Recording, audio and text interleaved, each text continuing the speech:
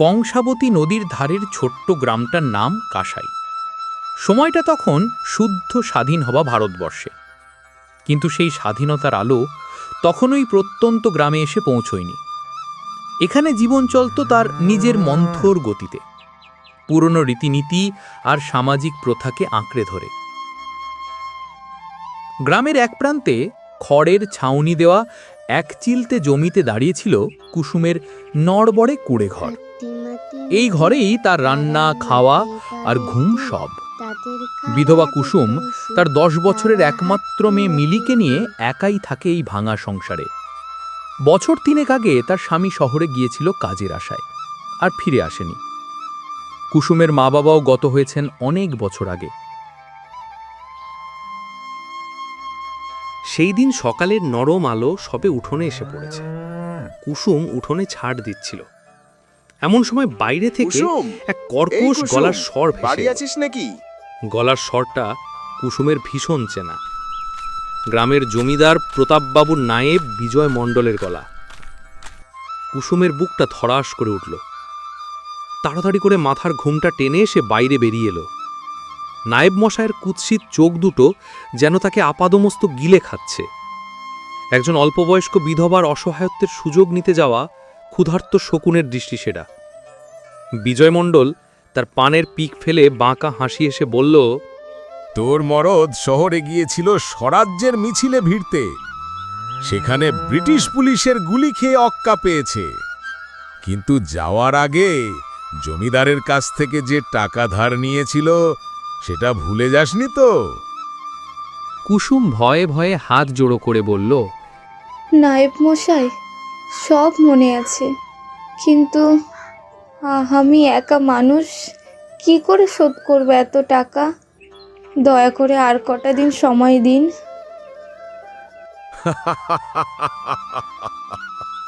সময় সময় তো অনেক দিন দিলাম, আর সময় দেওয়া যাবে না। তোর মরদ যাওয়ার আগে কথা দিয়েছিল, টাকা শোধ করতে না পারলে তোদের এই 4 বিঘা জমি জমিদার বাবুকে লিখে দেবে। আগামী অমাবস্যার মধ্যে টাকা শোধ না হলে লোক নিয়ে এসে জমির দখল নেব, এই বলে দিলাম কিন্তু। হুমকি দিয়েই নায়েব মশাই কুৎসিতভাবে হাসতে হাসতে চলে গেল। কুসুম আর দাঁড়িয়ে থাকতে পারল না, মাটিতে বসে পড়ল সে। 2 চোখ বেয়ে জলের ধারা নামল। তার পৃথিবীটা যেন মুহূর্তে অন্ধকার হয়ে গেল। ঘরের দরজার আড়ালে চুপ করে দাঁড়িয়েছিল মিলি। সে বুঝতে পারল তাদের জীবনে আরও একটা বড় ঝড় আসতে চলেছে। মায়ের কান্নার শব্দে মিলি আর দূরে দাঁড়িয়ে থাকতে পারল না। সে ধীরে ধীরে কুসুমের কাছে এসে তার কাঁধে হাত রাখল। মিলি ছোট্ট হাত দিয়ে মায়ের চোখের জল মুছিয়ে দিল। সে শান্ত গলায় বলল, তুমি একদম চিন্তা করো না মা, সব ঠিক হয়ে যাবে। কুসুম অবাক হয়ে মেয়ের দিকে তাকালো। মিলি বলে চলল, বাবা বলতো জীবনে সবকিছু হারিয়ে গেল, জীবনটা তো থাকে, আর যতদিন জীবন আছে ততদিন লড়াই করার শক্তিও থাকে। এতটুকু মেয়ের মুখে এমন কথা শুনে কুসুমের বুকের ভেতরটা মোচড় দিয়ে উঠল। সে আর নিজেকে সামলে রাখতে পারল না। মিলিকে বুকে জড়িয়ে ধরে হু হু করে কেঁদে ফেলল।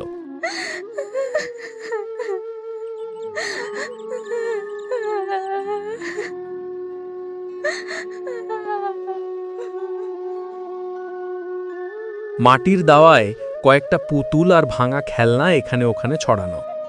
কুসুম সেখানেই বসে একটা পুতুলের লাল ফিতে দিয়ে বিনুনি করে দিচ্ছিল।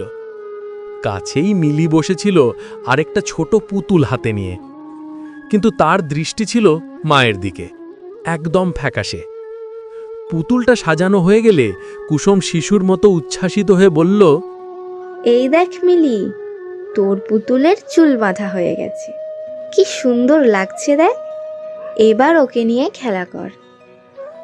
মিলি কোনো উত্তর দিল না, শুধু ঠোঁটের কোণে একটা অদ্ভুত হাসি ফুটে উঠল। আজ যেন কুসুম নিজেই তার মেয়ের মতো ছোট হয়ে গেছে, সব দুঃখ ভুলে পুতুল খেলায় মেতে উঠেছে। সে হাতে বানানো একটা ছোট্ট কাঁথার বিছানায় পুতুলটাকে শুইয়ে দিল।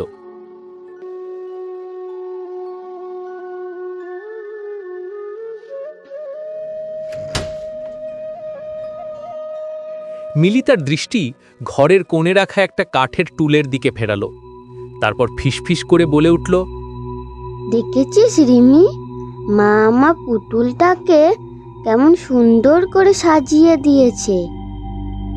কথাটা ধারালো ছুরির ফলার মতো কুসুমের কানে এসে বিঁধল। তার মুখের হাসিটা মুহূর্তে মিলিয়ে গেল। বুকের ভেতরটা হিম হয়ে গেল তার। সে কাঁপা কাঁপা গলায় জিজ্ঞাসা করল, কার সাথে কথা বলছিস সোনা তুই? মিলি খুব স্বাভাবিকভাবেই টুলটার দিকে তাকিয়ে বলল, কেন? রিমির সাথে। ও তো আমার বন্ধু, ও তো এখানেই থাকে আমাদের সঙ্গে। কুসুমের মেরুদণ্ড দিয়ে একটা শীতল স্রোত বয়ে গেল। সে ভয়ের চোখে টুলটার দিকে তাকালো। সেখানে তো কেউ নেই। ঘরের আবছা অন্ধকারে টুলটার অবয়বটাও যেন কেমন ভৌতিক দেখাচ্ছে। কুসুম এক ঝটকায় মিলিকে টেনে নিজের কোলে তুলে নিল। ইদানিং কেমন যেন হয়ে গেছে কুসুম। মাথার চুল এলোমেলো, স্নান খাওয়ার কোনো ঠিক নেই। সারাক্ষণ কি যেন ভাবে। এই পৃথিবীতে তার মেয়ে ছাড়া আর কেউ নেই। তার উপর গত কয়েকদিন ধরে মিলি একা একা কার সাথে যেন ফিস ফিস করে কথা বলে, বারবার রিমির নামটা উচ্চারণ করে। কিন্তু কিন্তু রিমি তো। কুসুম আর ভাবতে পারল না। তার গলা শুকিয়ে কাঠ। সে প্রায় ছুটে মিলিকে নিয়ে ঘরের ভেতর চলে গেল। শীতের সন্ধে, জাঁকিয়ে শীত পড়েছে। হ্যারিকেনটা জ্বালিয়ে দাওয়ায় এসে চুপ করে বসল কুসুম। আজকাল আর সে সন্ধ্যায় তুলসীতলায় প্রদীপ দেয় না। বাড়িটা যেন এক লক্ষ্মী ছাড়া কঙ্কালের মতো দাঁড়িয়ে আছে। মেয়েটাও দিনে দিনে বড় হচ্ছে, আর সে নিজেও অল্প বয়সে বিধবা। কে জানে ভবিষ্যতে কি অপেক্ষা করে আছে তাদের জন্য।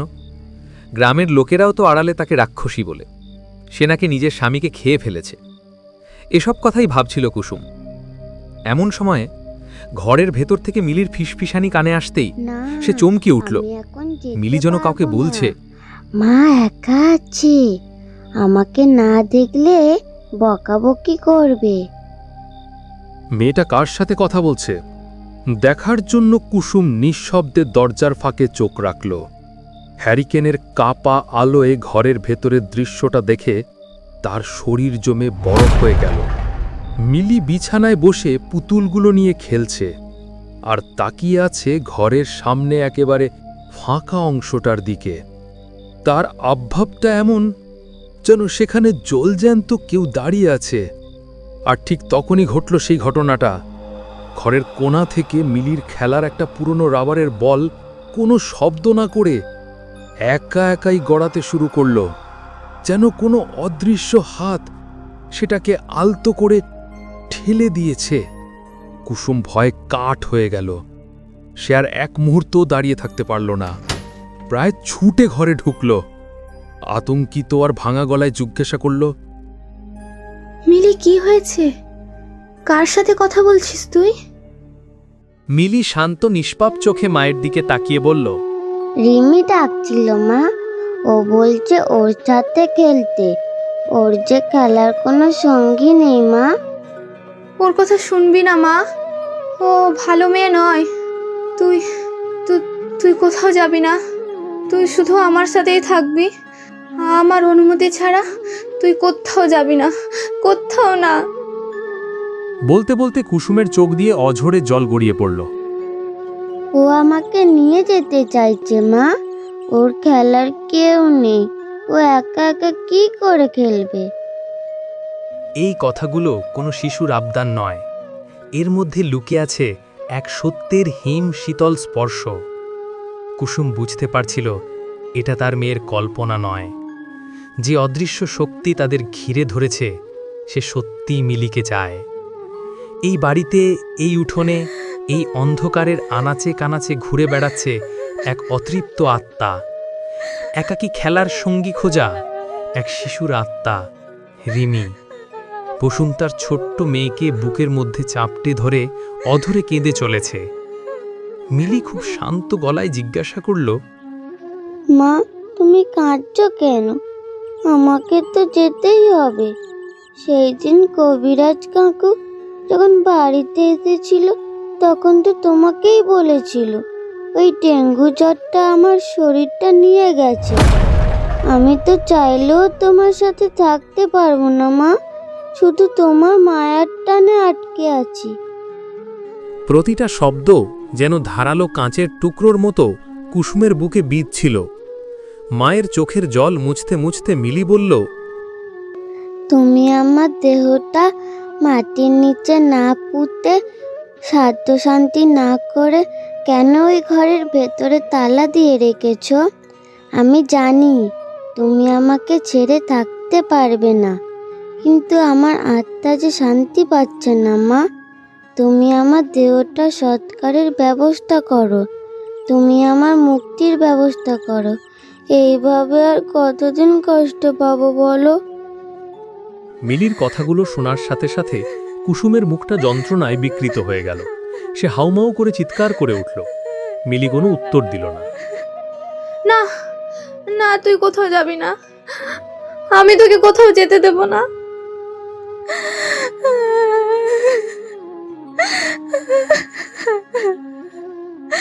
কুসুমের বাহুডোরে আবদ্ধ মিলির শরীরটা ধীরে ধীরে অদৃশ্য হতে শুরু করল। কুসুম শূন্য বাতাসকে আঁকড়ে ধরে পাগলের মতো কাঁদতে লাগল। তার আর্তনাদ সেই রাতের নিস্তব্ধতাকে ছিঁড়ে ফালা ফালা করে দিল। গ্রামে তখন ভয়ঙ্কর ডেঙ্গুর প্রকোপ। ঘরে ঘরে জ্বরে হাহাকার। কানাইদার ছোট মেয়ে রিমি জ্বরে ভুগে মারা গেছে এই দিন তিনেক আগে। তার ঠিক পরের দিনই মারা গিয়েছিল মিলি। সেই থেকে গ্রামটা যেন একটা মৃত্যুপুরী। সকাল হতেই কুসুম যেন এক জীবন্ত পাথর। তার চোখে জল নেই, মুখে কথা নেই। মেয়ের শেষ ইচ্ছেটা তাকে রাখতেই হবে। সে টলতে টলতে বন্ধ ঘরটার দিকে এগিয়ে গেল।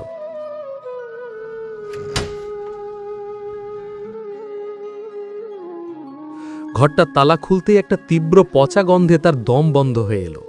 ভেতরে একটা পুরনো চটের ওপর শোয়ানো তার মেয়ের পচা গলা ছোট্ট দেহটা।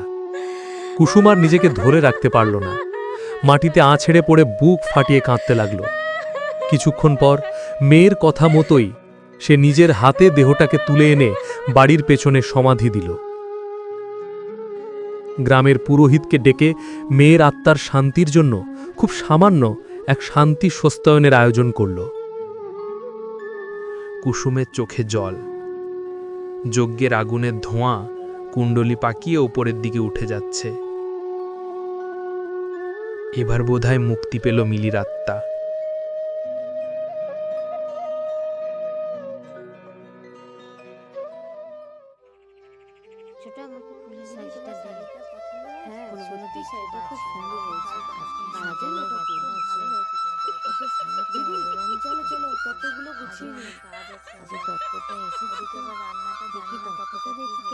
মিলি, বলি ও মিলি, কই গেলি মা আমার? রায়গিন্নির চিৎকারে আশেপাশে সব মহিলারা নড়ে চড়ে বসল। রায়গিন্নির মেজোজা বলে উঠল, কিছু মনে করো না দিদি, তুমি কিন্তু মেয়েটাকে বড্ড বেশি মাথায় তুলে রেখেছো বাপু। বিয়ে হলে ওই মেয়ের শ্বশুরবাড়ি কি করবে ওরে নিয়ে? তুই একটু এই দিকটা দেখ না মেজ, মেয়েটা কোথায় গেল একটু দেখি আমি। যখন থেকে শুনেছে ওর বিয়ে হবে ও ঘরেই থাকছে না, আমার কাছেও আসছে না। মেয়েটা খুব অভিমানী তো। দিদি চলো চলো, তত্ত্বগুলো গুছিয়ে নি।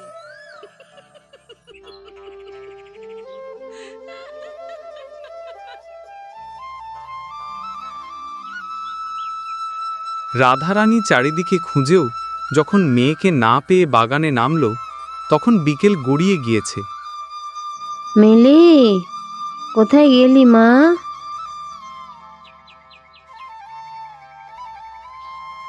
বাগানের একদম শেষে পেয়ারা গাছটার তলায় হাঁটুতে মুখ গুজে বসে আছে মিলি। রাধারানীর বুকটা কেঁপে উঠল। এই ছোট্ট মেয়েটাকে সে কিভাবে পাঠাবে শ্বশুরবাড়ি? রাধারানী এগিয়ে গিয়ে মেয়ের মাথায় হাত রাখতেই অভিমানে সেই হাত ঠেলে সরিয়ে দিয়ে মিলি বলল, আমি মরতে যাব না।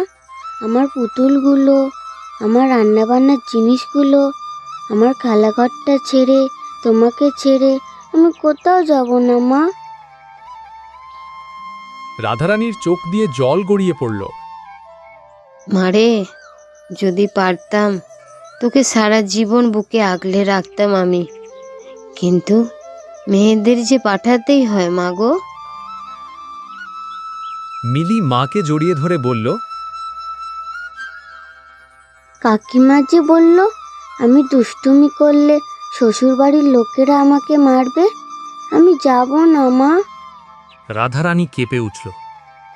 এত ছোট মেয়েটার মনে এমনভাবে বিষ ঢেলেছে মেজ। এত লক্ষ্মী পিতিমের মতো মেয়েটাকে কেউ মারতে পারে? আর আমি আছি না, কে দেয় আমার মেয়ের গায়ে হাত, আমি দেখব ক্ষণে। মায়ের রণচণ্ডী রূপ দেখে মিলি খিলখিল করে হেসে উঠল। মাকে সে জড়িয়ে ধরল। পরম নির্ভরতায় মুখ গুজল মায়ের বুকে। আকাশে সদ্য ওঠা চাঁদটা সাক্ষী রইল মা মেয়ের এই পরম পবিত্র মুহূর্তের। মা আমি যাব না মা, তুমি আমাকে কোথায় পাঠিয়ে দিচ্ছ মা? মা আমি যাব না।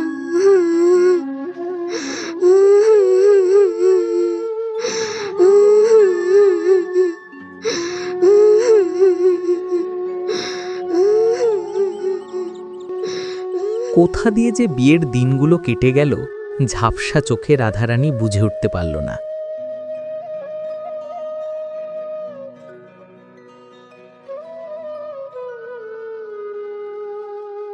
দেখতে দেখতে ছোট্ট মিলি তার 20 বছরের স্বামীর সাথে বেরিয়ে পড়ল অজানা অচেনা শ্বশুরবাড়ির উদ্দেশ্যে।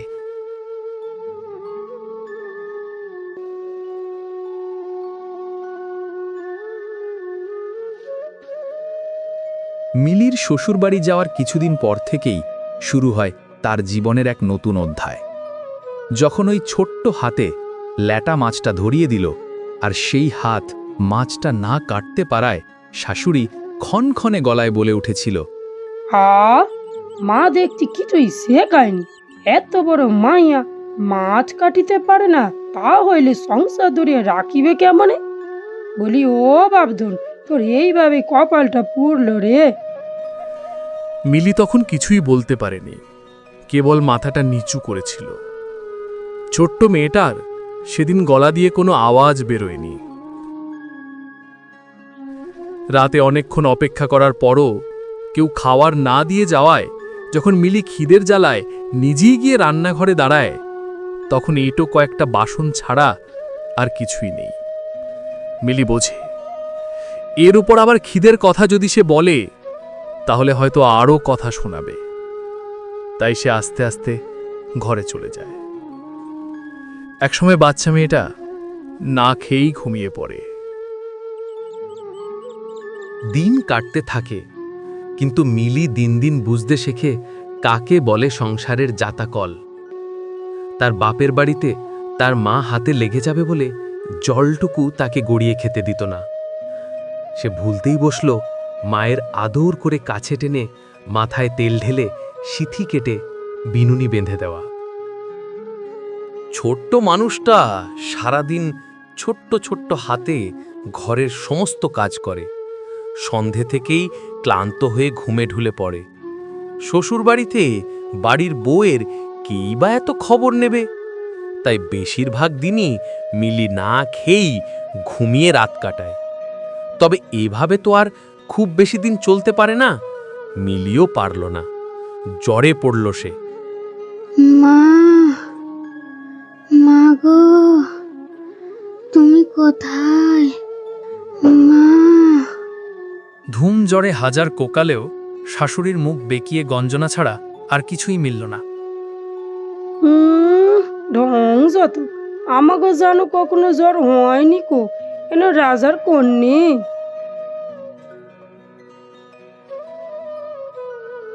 ও বাড়ি খবর পাঠানো তো দূরস্থ, এভাবে দিন যেতে থাকল।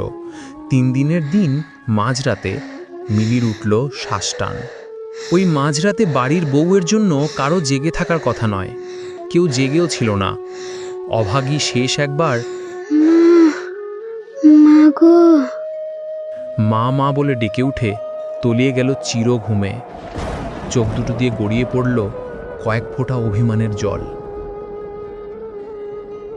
মিলি, ওদিকে হুলির বাপের বাড়িতে রাধারানী ঘুমের মধ্যে কেঁপে উঠল। মাতৃহৃদয় সবই বোঝে। রাধারানীও বুঝল কিছু একটা হয়েছে। তখন সে সিদ্ধান্ত নিল কালই সে তার মেয়ের সঙ্গে দেখা করতে যাবে। বলো হরি, হরি বল, বলো হরি, হরি বল, বলো হরি, হরি বল, বলো হরি, হরি বল, বলো হরি, হরি বল। মেয়ের বাড়ির কাছাকাছি যখন পৌঁছল তখন বিকেল গড়িয়ে গিয়েছে। হঠাৎই রাধারানী দেখল পথে বেশ কিছু মানুষ একটা খাটিয়া কাঁধে করে হরি বল বলতে বলতে চলেছে।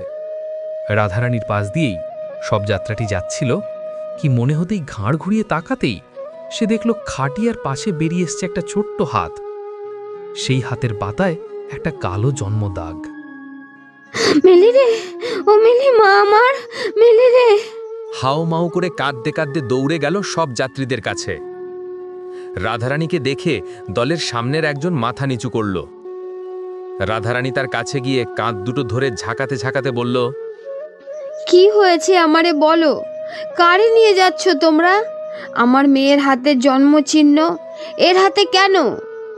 পরেশ নামের সেই ছেলেটা বলল, মিলি আর নেই গো মা। জামাইয়ের এহেনো কথা শুনে রাধারানী আর দাঁড়িয়ে থাকতে পারল না। ওদিকে পরেশের ইশারায় সবাই খাটিয়া মাটিতে নামিয়েছে। এবার মুখ থেকে ঢাকা সরাতেই বেরিয়ে এলো ফুলের মতো মিষ্টি মুখটা। রাধারানী স্থান কাল ভুলে ঝাঁপিয়ে পড়ল মেয়ের ওপর। চিৎকার করে বলে উঠল, মারে, কি হলো রে মা? তোর কি হয়েছিল তাও তো জানলাম না রে মা। ও মা, ও মা, ওঠ না সোনা, ওঠ না, তোকে আর কোথাও যেতে দেব না রে মা। একটিবার ফিরে আমার বুকে আয়। এতক্ষণ রাধারানী বিলাপ করছিল। এবার হঠাৎই সোজা হয়ে উঠে দাঁড়ালো সে। দুহাত প্রসারিত করে বলল, মারে, আমি মন্তর তন্তর জানি নে রে, কিন্তু আজ এই প্রকৃতির কাছে চাইতাছি, তুই ফিরায়। কি হয়েছে তোর, আমারে বল। ঠিক এই সময় চারপাশে একটা হাওয়া উঠল। রাধারানীর কথা শেষ হওয়ার আগেই সেটা পরিণত হলো ঝড়ে। পথের পাশে একটা গাছ হাওয়ার দাপটে ওলট পালট হয়ে আছড়ে পড়ল পথের মাঝে। শ্মশান যাত্রীদের সবাই পরিস্থিতি বেগতিক বুঝে ভয়ে এদিক সেদিক পালিয়ে বাঁচল।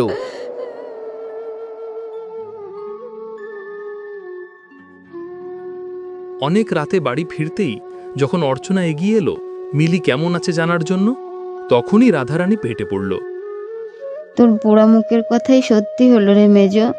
খুশি তো এবার আমার মেয়েটা আর ফিরবে না রে? তুই খুব খুশি হয়েছিস তো মেজ? বল বল, আমারে একবার বল না। এমন কিছু যে ঘটতে পারে এ তো ভাবিনি অর্চনা। তার আপাদ মস্তক কেঁপে উঠল। বসে থাকতে থাকতে রাধারানী জ্ঞান হারালো। তাকে তুলে বিছানায় শুইয়ে অর্চনার উপর দায়িত্ব দিয়ে মিলিকে নিয়ে সবাই শ্মশান যাত্রা করল। জ্ঞানহারা রাধারানী জানতেও পারল না তার প্রাণের ধন, তার আদরের মিলি যে একটু বকা খেলি ঠোঁট ফোলাতো, যে আগুন জ্বালাতেই ভয় করত, সে আজ নিজেই আগুনে নিজের পার্থিব শরীর সমর্পণ করতে এগিয়ে চলেছে সবার কাঁধে চড়ে। অনেক রাত। রাধারানী তখন বিছানায় শুয়ে আছে, পাশে অর্চনা। হঠাৎই বিছানার পাশের খোলা জানলাটার দিক থেকে আলতো শটটা ভেসে এলো। মা, ও মা, মা গো। কে ডাকলো?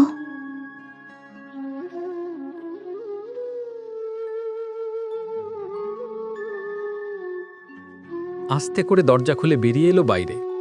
বাইরে বেরিয়েই দেখল একটা আবছা অবয়ব দাঁড়িয়ে। আস্তে আস্তে চিনতে পারল মিলি। তারপর অনেক দূর থেকে আসা গলার আওয়াজে বলল, আমাকে আগুন ছুঁয়েছে মা, বড় জ্বালা শরীরে, আমাকে স্নান করিয়ে দাও না একবার। আচ্ছা তুই চল, আমি তোরে পুকুরে স্নান করিয়ে দিয়ে আজ আবার, সেই ছোট্টবেলার মতো।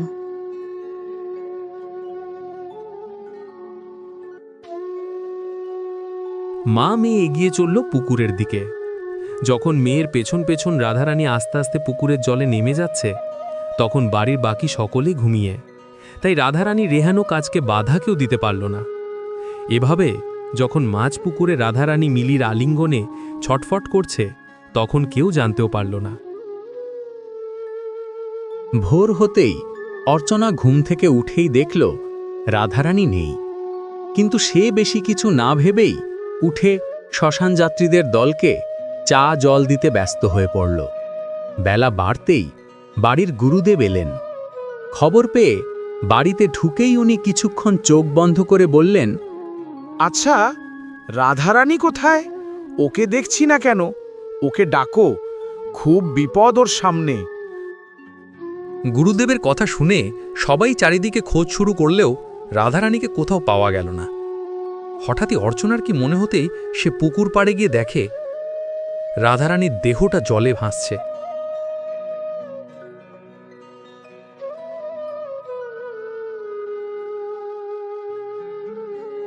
রাধারানীকে পুকুর থেকে তুলে আনার পর গুরুদেব এসে বসে তার নিথর শরীরের কাছে কিছুক্ষণ চোখ বন্ধ করে থাকেন তিনি। এই ভয়টাই আমি পাচ্ছিলাম। শুরু হয়ে গিয়েছে সর্বনাশ। ত্রিপাদ দোষ পেয়েছে তোমাদের মেয়ের শরীর, তার উপর বাচ্চা মেয়েটা অনেক অতৃপ্ত বাসনা নিয়ে মরেছে। তাই তার মুক্তি পাওয়ার সম্ভাবনা খুবই কম। সাধ্য শান্তি না হওয়া পর্যন্ত কেউ সন্ধ্যার পর বাইরে থাকবে না একা একা। খুব দরকার পড়লে একসাথে দল বেঁধে বেরুবে। রাধারানীর দেহ খাটিয়ায় তোলার সময় কেউ খেয়ালই করল না যে একটা ছোট্ট চুড়ি রাধারানীর হাত থেকে পড়ে গেল। কিছু সময় পর সবাই ফিরে এলো রাধারানীকে দাহ করে। এক বাড়িতে পরপর দুটো মৃত্যু। গতকাল থেকে টানা এসব চলায় কারুরই আর অবস্থা রইল না কিছু ভাবার। সবাই স্নান করে এসে কিছু মুখে দিয়েই গভীর ঘুমে তলিয়ে গেল। সন্ধ্যের সময় গুরুদেব হঠাৎই শুনলেন একটা কেমন অদ্ভুত খসখস আওয়াজ আসছে বাগানের দিক থেকে। সেই সাথে একটা গোঙানির মতো শব্দ শোনা যাচ্ছে।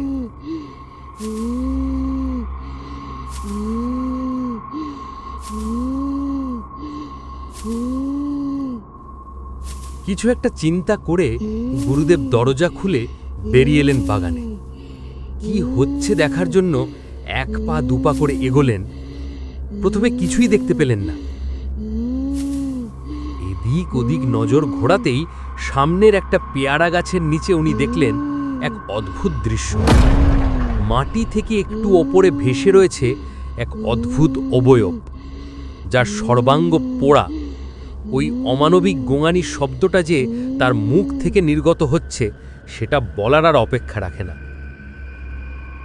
এই ঘটনা দেখে একেবারে স্থির হয়ে গেলেন গুরুদেব। এ কি করে সম্ভব? দাহ হয়ে যাওয়ার পর আত্মা নিজের বাড়ির চারপাশে ঘোরে, এটা তো জানতাম। কিন্তু তখন আত্মার এত শক্তি থাকে না যে সে দেহ ধারণ করবে বা আওয়াজ শোনাতে পারবে। তার উপর মিলি ছিল ছোট মেয়ে, রাধারানী যুবতী। কিন্তু এই অবয়বের সাথে তো ওদের কারোরই চেহারা মিলছে না। এই তবে কে? এত ভয়ঙ্কর জিনিস এলো কি করে এ বাড়িতে? গুরুদেব ততক্ষণে বিড়বিড় করে বীজ মন্ত্র আওড়াতে শুরু করেছেন। একটু পরেই সেই অশরীরী প্রচণ্ড ছটফট করতে করতে মিলিয়ে গেল। আর এক মুহূর্তেও সেখানে দাঁড়ালেন না গুরুদেব। একরাশ চিন্তা নিয়ে বাড়িতে ঢুকলেন। সবাই যেন কিছু একটা নিয়ে খুব চিন্তিত। গুরুদেব এগিয়ে যেতেই অসীমবাবু বললেন, কি শুরু হলো আমাদের বাড়িতে গুরুদেব? কি হইতেছে এসব? মাথা ঠান্ডা করে আগে বলো দেখি কি হয়েছে। আমার ভাইয়ের বউ চইলা গেছে মেরে নিয়া বাপের বাড়ি। সর্বনাশ! এ তো খুব খারাপ হলো। অপঘাতে মৃত্যুর বাড়ি থেকে যে শ্রাদ্ধ শান্তির আগে কাউকে কোথাও যেতে নেই, বৌমা একই কাজ করে বসল। এবার তো তার বাপের বাড়ির মানুষেরও বিপদ বাড়বে। কি রকম বিপদ গুরুদেব? আপনি এত ভয় পেয়ে আছেন কেন? তোমার মেয়ে ত্রিপাদ দোষ পেয়েছে অসীম, আর তোমার বউ এক পদ দোষ পেয়েছে, কিন্তু সে অপঘাতে মারা গিয়েছে। তাই দুই খারাপ লক্ষণ, আর এইটাই হলো চিন্তার কারণ। মেয়েটা এখন খুবই শক্তিশালী এক প্রেতাত্মায় পরিণত হয়েছে। তার শরীর, তার মন সব কিছুই পরিবর্তিত। তাই আমাদেরকে সবসময় সাবধানে থাকতে হবে। তাইলে কি হইব গুরুদেব? আমরা সবাই প্রাণে মরব? কোনো উপায় কি নাই? কাল আমি আমার আশ্রমে ফিরে যাব। কি করে এই দোষ কাটিয়ে মিলিমার রাধারানী মাকে মুক্তি দেওয়া যাবে সেই উপায় বের করে খুব শীঘ্রই ফিরে আসব। কিন্তু আমি না আসা পর্যন্ত তোমরা সবাই খুব সাবধানে থাকবে। কেউ একা একা সন্ধ্যের পর বাড়ির বাইরে বেরোবে না, বাড়িতে বাইরের কাউকে ঢোকাবেও না। অর্চনার মায়ের বাড়ি খবর পাঠাও যাতে ওরা সাবধানে থাকে, কারণ এই পিশাচ খুব নিষ্ঠুর। বাড়ির বাকি সবাই রাত বাড়তেই খাওয়া দাওয়া সেরে তাড়াতাড়ি শুয়ে পড়ল নিজের নিজের ঘরে। রাত তখন অনেক। হঠাৎই বাড়ির মূল দরজায় পড়ল টোকা। বাড়ির ছোট বউ সবিতা এই বছরখানেক আগেই এই বাড়িতে এসেছে। ও বেচারি পরপর এত ঘটনায় এমনিতেই ভয় কাটা হয়েছিল। তার উপর গুরুদেবের কথা শুনে আরও ঘাবড়ে গিয়েছে। তাই যখন সবাই রাতের খাবার খেয়ে শুয়ে পড়ল, সবিতার আর ঘুম এলো না কিছুতেই। সেই কারণেই দরজায় টোকার শব্দটা তার কানে গিয়েছে। ভয়ে আরও সিটিয়ে গেল সবিতা। চুপচাপ কান খাড়া করে কিছুক্ষণ বসে রইল সে। তবে আওয়াজটা আর এলো না। চুপটি করে গুটিসুটি মেরে শুয়ে পড়ল। ওদিকে মিলির শ্বশুর বাড়িতে বসেছে সভা। বাড়ির সবাই এক জায়গায় জড়ো হয়ে কথা হচ্ছে। মিলির শাশুড়ি তার ছেলের দিকে তাকিয়ে ঝাঁঝিয়ে উঠে বলল, বলি মরা ফেলে পাইলে আইলি, কেমন তার পুরুষ মানুষ তুই? তোর বউটারে যে তোর শ্বশুর শাশুড়ি নিয়ে গেল, এবার আমাগো কি বদনামটাই হইব। এটা ভাবছস এই বুদ্ধি নিয়ে তুই গেছস বিয়া করতে? এখন এইসব কথা কইয়া কি হইব? এখন ভাবতে হইব কি করান যায়। কাল একবার আমি পরেশকে লইয়া জামুর বাড়ি। এত বড় একখান ঘটনা হইল, আমাগো একবার যাওয়ানা উচিত। তোমরা শুধু যাইবা না, আমিও যামু। তোমাকেও কিছু কইলে তোমরা তো শুই না আইবা। আমিও যামু, তা হইলে কেউ কইতে পারবে না কিছু, আমিও কইতে পারুম কেউ কিছু কইলে। সেই রকমই ঠিক হলো। সবাই শান্ত মনে নিজের নিজের ঘরে শুতে চলে গেল। কেউ বুঝতেও পারল না নিয়তি তাদেরকে কোন পথে নিয়ে চলেছে। পরের দিন ভোরবেলা ছেলেকে নিয়ে মা বাবা রওনা দিল কুটুম বাড়ির দিকে। সবাই খুব চিন্তিত, ভয়ে সিটিয়ে রয়েছে। ওদের দেখে মিলির বাবা এগিয়ে এসে কঠোর গলায় বলে উঠল, কি চাই, কি চাই আপনাদের? আমার পুরো সংসারটারে খেয়েও হলো নি আপনাদের। অসীমের কথা শুনে কোথা থেকে তাড়াহুড়ো করে এসে হাজির হলো সবিতা। এলোমেলো চুল, অবিন্যস্ত পোশাক। সেইভাবে এসে পরেশের হাত দুটো ধরল।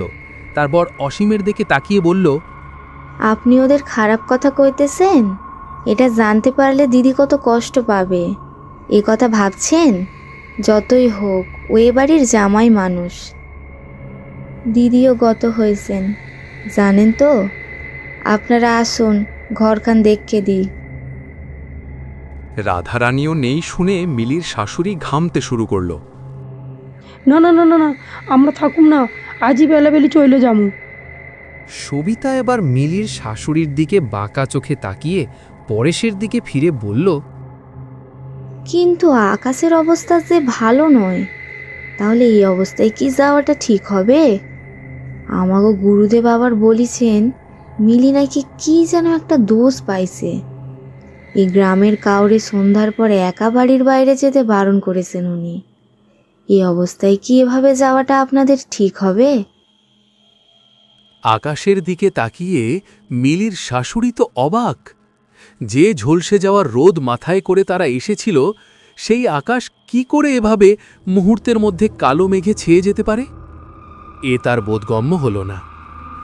আকাশের দিক থেকে নজর নামিয়ে সবিতার দিকে চাইতেই চোখ কপালে উঠে গেল। দেখল সবিতা হাসছে, বড় অদ্ভুত নিঃশব্দ বাঁকা সেই হাসি। দেখে মনে হচ্ছে কত জন্মের রহস্য যেন লুকিয়ে আছে তার হাসিতে। কি হইল চলুন, আপনাকে ঘরটা দেখকে দিই। সবাই সবিতার পেছন পেছন চলে গেল ঘরের দিকে। অসীম অবাক হয়ে বসে রইল। অষ্টাদশী এই ভাইবউটা খুবই চাপাগোছের। আসার পর থেকে কোনো দিনও এত কথা বলতে শোনা যায়নি তাকে, তাও আবার এলো চুলে অবিন্যস্ত পোশাকে ঘুরে বেড়াচ্ছে। এ তো ভাবাই যায় না, কি হচ্ছে এগুলো। ঘরের সামনে নিয়ে গিয়ে সবিতা মিলির শাশুড়ির দিকে তাকিয়ে বলল, আপনারা এ ঘরে থাকবেন আর জামাই থাকবেন পাশের ঘরে। না না, আমরা এক ঘরেই থাকুম, আলাদা এক ঘরে পড়ে থাকতে হইব না। আপনাকে বাড়িতে আপনারা যা খুশি করেছেন আমাগো মাইয়ার সাথে, আমরা কিছু কইতে যাই নাই। এইটা আমাগো বাড়ি, এখানে আমাগো কথা শুই নাই আপনাকে থাকতে হইব।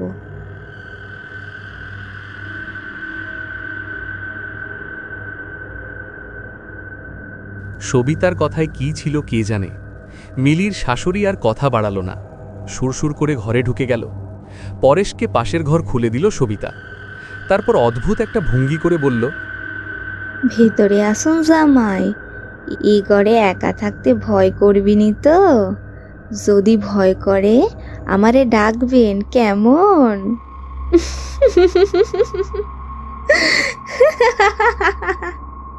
বেশ হতভম্ব হয়ে দাঁড়িয়ে থাকল পরেশ। তার ভেতরেও একটা কেমন ভালো লাগার আবেশ ছড়িয়ে পড়ছে। ওর মনে সবিতাকে বেশ ভালো লেগেছে। সন্ধ্যা পেরিয়ে রাত নামল। বাড়ির সবাইকে খাইয়ে শুইয়ে দিল সবিতা। যখন দেখল প্রণব ঘুমিয়ে পড়েছে, তখনও ধীরে ধীরে বেরিয়ে পড়ল পরেশের ঘরের উদ্দেশ্যে। পরেশও ঘুমোচ্ছিল। ঘরের দরজায় ঠক ঠক আওয়াজ হতেই ধরফর করে উঠে বসল। ঘুমের রেশটা কাটতেই আবারও দরজায় আওয়াজ শুনতে পেল সে। তাড়াতাড়ি উঠে দরজা খুলে দিতেই দেখল সবিতা পেছন ফিরে দাঁড়িয়ে আছে। সকালের থেকে তার পোশাকটা অবিন্যস্ত, এখন যেন আরও একটু অবিন্যস্ত। পরেশের চোখে যেন ঘোর লেগে গেল। সে এগিয়ে গেল সবিতার দিকে। সবিতাও এগিয়ে চলল। পেছন পেছন নিঃশব্দে চলল পরেশ। ভোর রাতের দিকে হঠাৎ করেই মিলির শাশুড়ির ঘুমটা ভেঙে যায়। কি মনে হতেই সে ঘর থেকে বেরিয়ে ছেলের ঘরের সামনে যায়। গিয়ে দেখে দরজা খোলা। ছেলের নাম ধরে ডাকতে ডাকতে পড়ি কি মরি বাইরে বেরিয়ে আসে সে। তার গলার আওয়াজে বাড়ির বাকি সকলের ঘুম ভেঙে যায়। সকলে মিলে খুঁজতে শুরু করে। খুঁজতে খুঁজতে বাগানের দিকে এসে একটা পেয়ারা গাছের নিচে দেখা যায় এক অদ্ভুত দৃশ্য। পরেশ মাটিতে পড়ে আছে আর তার ওপরে বসে আছে এক নারী মূর্তি। সেই নারী মুখ নিচু করে কিছু করছে। সবাই চিৎকার করে ছুটে যেতেই সে মূর্তি ফিরে তাকায়। সবাই প্রচণ্ড ভয়ে পাথর হয়ে যায়। দেখে নারী মূর্তির গোটা শরীর আগুনে ঝলসানো। তার খসে পড়া ঠোঁটের হাঁ হয়ে থাকা জায়গাটা দিয়ে এখনও গড়িয়ে পড়ছে রক্ত। সবার দিকে তাকিয়ে এক ভয়ানক অট্টহাসিতে হেসে অদৃশ্য হয়ে যায়, আর এতগুলো মানুষকে রেখে যায় ভয়ের সমুদ্রে ফেলে। এত হইহট্টগোলের মধ্যে সকলে থাকলেও প্রণব সবিতাকে কোথাও দেখতে পেল না। ঘরে ঢুকতেই প্রণব অবাক হয়ে যায়। আরে, সবিতা তো বিছানাতেই শুয়ে ঘুমাচ্ছে, কিন্তু সে তো বেরোনোর সময় বিছানায় তাকে দেখেনি।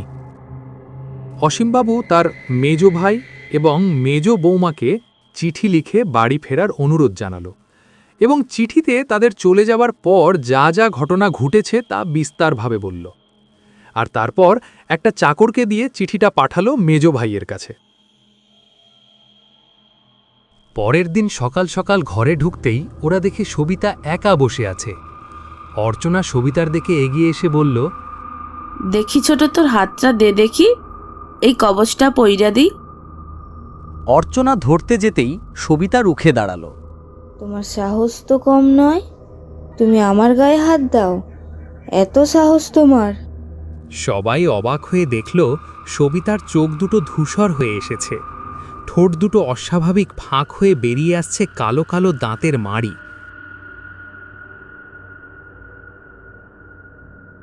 রাত তখন কটা কে জানে। হঠাৎই একটা কচমচ করে আওয়াজ ওদের কানে এলো। ঘরের দরজাটার ঠিক বাইরেই কেউ যেন হাড় চিবিয়ে খাচ্ছে। ভোরের দিকে সকলে একটু ঘুমিয়ে পড়েছিল। ঘুম ভাঙল গুরুদেবের হাঁক ডাকে। গুরুদেবের গলা পেতেই সকলের ভয় যেন এক লহমায় দূর হলো। এবার সব ঠিক হয়ে যাবে। আমি এসছি সব জিনিসপত্র নিয়ে। আমাদেরকে মধুসূদন মন্ত্র জপ করতে হবে, চণ্ডী মন্ত্র পড়তে হবে। কিন্তু সবার আগে আমাকে বলো, আত্মা কোনো শরীর পায়নি তো? সবিতারে ধরছে গো ঠাকুর। ওকে নিয়ে আসতে হবে যজ্ঞের জায়গায়। তারপর ওর শরীর থেকে প্রেতাত্মাকে বের করে আত্মার মুক্তি সাধন করতে হবে। সবিতার শরীরে নিশ্চয়ই কোনো মৃতের জিনিস আছে। ওটাকে খুঁজে নষ্ট করে ফেলতে পারলেই প্রেতাত্মা ওর শরীরে থাকতে পারবে না। সকলে একসাথে গেল। বেশি খুঁজতে হলো না, সেই পেয়ারা গাছের নিচেই পাওয়া গেল সবিতার অচৈতন্য শরীরটা। তার পোশাক, মুখ সব কাঁচা রক্ত মাখানো। প্রণব বউয়ের শরীরটাকে পাঁজা গোলা করে নিয়ে এলো পুজোর স্থানে। গুরুদেব আর দেরি করলেন না, পূজয় বসলেন। একটা সময় গুরুদেব বললেন, সবিতার শরীরে কোথায় মৃতের জিনিস আছে সেটা খুঁজে বার করো, ওটা খুলে নাও। প্রণব সঙ্গে সঙ্গে সবিতার হাতে কেটে বসা চুড়িটা খোলার চেষ্টা করতে থাকল। অর্চনা বলে উঠল, এ তো মিলির হাতে চুড়ি। দিদি এটা মেয়ের হাত থেকে খুইলেছিল শ্মশানে নিয়ে যাওয়ার আগে। তারপর দিদি অজ্ঞান হয়ে যাওয়ার পর আমি অনেক চেষ্টা করিয়াও দিদির হাত থেকে এটা নিতে পারি নাই। এই চুড়ি ছোটর হাতে এলো কেমনে? চুড়িটা হাত থেকে পুরো খুলে যেতেই সবিতার মুখ দিয়ে গল গল করে বেরিয়ে এলো কালো ধোঁয়া। সবিতার শরীরটা ধপ করে পড়ে গেল মাটিতে, আর সাথে সাথেই ওই কালো ধোঁয়া হুড়মুড় করে পেয়ারা গাছের একটা ডাল ভেঙে নিয়ে কোথায় যেন মিলিয়ে গেল। গুরুদেব এবার সবাইকে বললেন, বিপদ কেটে গেছে, এবার বাড়িতে একটা শান্তি সস্তায়ন করিয়ে নিলেই হলো। তবে হ্যাঁ, ঠিক 1 বছর পর গয়ায় গিয়ে ওই 2 অভাবী মামের নামে পিণ্ড দিয়ে এসো, যাতে ওরা শান্তি পায়, ওদের চিরতরে মুক্তি হয়। অর্চনার চোখ দুটো ছলছল করে উঠল। নিজের মেয়েকে জড়িয়ে ধরে কেঁদে ফেলল সে। মারে, তোরে আমি বিয়া দিব না রে। অনেক পড়াশোনা করিস তুই, কোথাও যেতে হবে না তোরে, শুধু আমার কোল জুড়ে থাকিস মাগো। কিছুদিন যেতে যেতেই বোঝা গেল নতুন অতিথি আসতে চলেছে। আনন্দে উত্তেজনায় 9টা মাস কাটানোর পর যখন সবিতা যমজ মেয়ের জন্ম দিল, তখন আনন্দের যেন আর সীমা রইল না। সবিতা দেখল তার 2 মেয়েরই হাতের পাতায় একই রকম জন্মদাগ। ফিরে এসেছে মিলি আর রাধারানী আবারও।